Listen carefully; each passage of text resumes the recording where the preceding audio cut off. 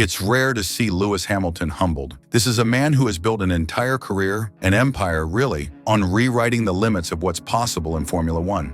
7 world championships, 103 race wins, nearly 2 decades in the absolute top tier of motorsport. But in 2025, in Ferrari Red, the greatest driver of his generation is being forced to swallow something he's not used to tasting. Public admission that even he underestimated the scale of the fight ahead. And it's not just him. Ferrari's team principal Fred Vasseur, a man not known for throwing himself under the bus, openly conceded that both he and Hamilton misjudged what this adaptation would take. Let's be clear, in the world of Ferrari politics, that's not just honesty, that's borderline heresy. Yet here we are halfway through the season, and the scoreboard doesn't lie. Hamilton's Ferrari record so far, 0 podiums. Charles Leclerc's, 5 podium finishes, a 42-point lead in the Drivers' Championship, and a reputation as the golden boy of Maranello growing stronger with every weekend. For the hardcore Hamilton faithful, it's not just the points gap that stings, it's the manner of the defeats. Hungary was a low point, so raw it barely needed commentary. Out in quarter 2, Leclerc on pole, Hamilton on live radio, calling himself useless and telling Ferrari to change driver. Some will dismiss those words as heat-of-the-moment frustration, but to anyone who's followed Lewis for years, they carried a rare and dangerous weight. That wasn't the voice of a man just having a bad day. That was a champion feeling suffocated by a situation he cannot yet bend to his will. Speaking to F1's official site, Vasseur didn't hide behind excuses. I think perhaps that we underestimate the challenge for Lewis at the beginning of the season. Read between the lines, and it's clear. Ferrari thought they could just slot Hamilton in and watch the magic happen. Hamilton, for all his meticulous preparation and adaptability, may have thought the same. They were both wrong. 2 decades in the Mercedes ecosystem, from McLaren's Mercedes engines to the full Silver Arrows dynasty, meant Lewis had never truly started over. Now he's had to swap German precision and British pragmatism for Ferrari's emotional, often chaotic, decision-making culture. New engineers, new operational philosophy, new engine characteristics, new software systems.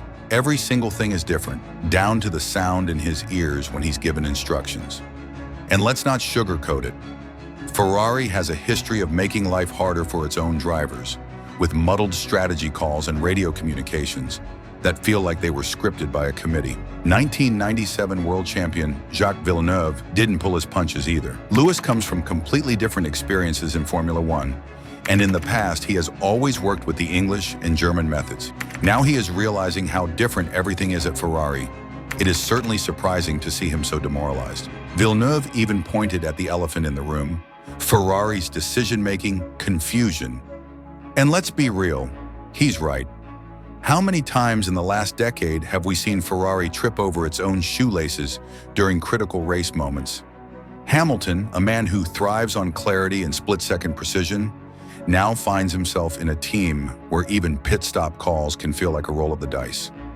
Here's the part that should keep every Hamilton fan on edge. This current car, it wasn't built for him. It's Leclerc's machine, molded around his driving style and years of feedback. The real showdown, according to Villeneuve, comes in 2026, when Formula One undergoes a seismic regulatory reset, brand new chassis regulations, overhauled power units with a 50-50 electric combustion split, sustainable biofuels, active aerodynamics replacing DRS entirely.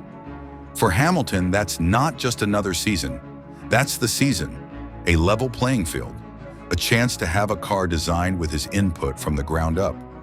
The last, best shot at proving that this move to Ferrari wasn't a romantic miscalculation, but the final chapter in an epic career arc.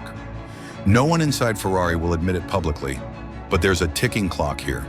If 2026 doesn't deliver, if Hamilton doesn't beat Leclerc when the reset happens, his Ferrari chapter risked becoming the footnote nobody wanted. A legend who left his kingdom for a new throne, only to discover the crown didn't fit. For his die-hard fans, this isn't about statistics anymore. It's about legacy warfare. An 8th title with Ferrari would immortalize him beyond the Schumacher comparisons.